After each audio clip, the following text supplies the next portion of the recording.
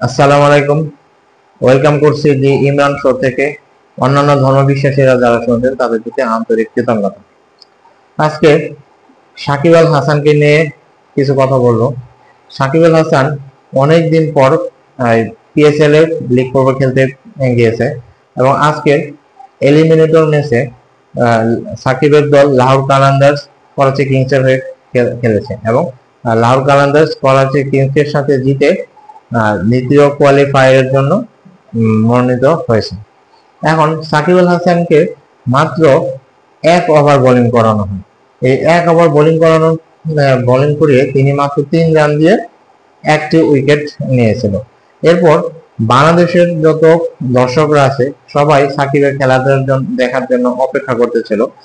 সাকিবের কখন সাকিবকে দিয়ে পুরা বল করাবে, কখন প্রত্যেকটা ওভারে সব দর্শকরা অপেক্ষা ছিল যে এই মনে হয় সাকিবকে ওভারে নিয়ে আসলো এবং লাস্ট ওভার পর্যন্ত সাকিবের বোলিং দেখার জন্য সবাই অধীর আগ্রহে বসেছিল।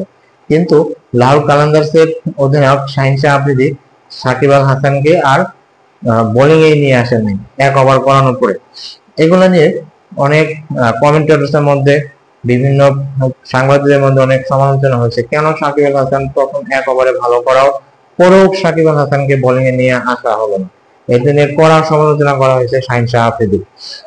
এখন এই বাংলাদেশের কিছু কিছু জায়গায় একটা গুজব ছড়িয়ে গেছে সাকিব আল হাসানকে, যে সাকিব আল হাসান যখন তার প্রথম ওভার বলটা করেছিল 4 নম্বর বলটা করতেছিল তখন তার কনুই বলে 17.59 ডিগ্রি বেঁকে গিয়েছিল। আসলে এই কথাটা কতটা সত্য, এই কথাটা কতটা ভিত্তি আছে, এটার কোনো মূল্য নাই। কারণ এখানে ডেইলি সান পত্রিকায় এরকম কোনো খবর প্রকাশ করা নাই। তারপর ক্রিকেট পিএসএল এর ক্রিকেট সংশ্লিষ্টদের পক্ষ থেকে কোনো কিছু বলা হয় নাই।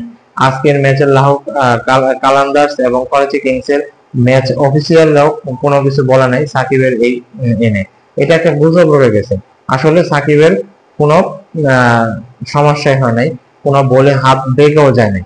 কারণ কে না কে এটা গুজব ছড়িয়ে দিয়েছে যে সাকিব আল হাসানের বল বাঁকা করেছে বলে পিএসএল কর্তৃপক্ষ থেকে মাঠে বার্তা পাঠানো হয়েছে যে তাকে দিয়ে আর যেন বল করানো না হয়।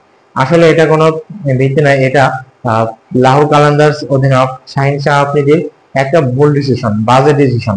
তিনি সাকিব আল হাসান এত ভালো বল করার পরেও সাকিব আল হাসানকে দিয়ে বল করার নাই। এটা নিয়ে তাকে নিয়ে অনেক সমালোচনা করা হয়েছে, কেন শাহিন শাহ আফ্রিদি সাকিব আল হাসান এত ভালো বল করার পরেও তাকে নিয়ে বল করালেন না।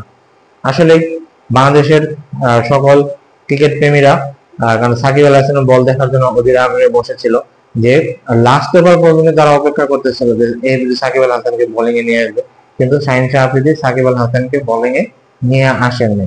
এটা এটা আসলে আমি মনে করি এটা শাহিন শাহ আফ্রিদির একটা ভুল ডিসিশন এবং বাজে ডিসিশন। যাই হোক, লাহোর কালান্দার্স করাচি কিংস এর হয়ে এলিমিনেটর ম্যাচ জিতে দ্বিতীয় কোয়ালিফায়ারে উঠেছে। নেক্সট ইসলামাবাদ ইউনাইটেডের সাথে দ্বিতীয় কোয়ালিফায়ারের জন্য খেলবে। আশা করি সেটা সাকিব আল হাসানও ভালো খেলবে এবং সেখান থেকে তিনি ফাইনালে তার দলকে নিয়ে যাবে। ধন্যবাদ সবাইকে।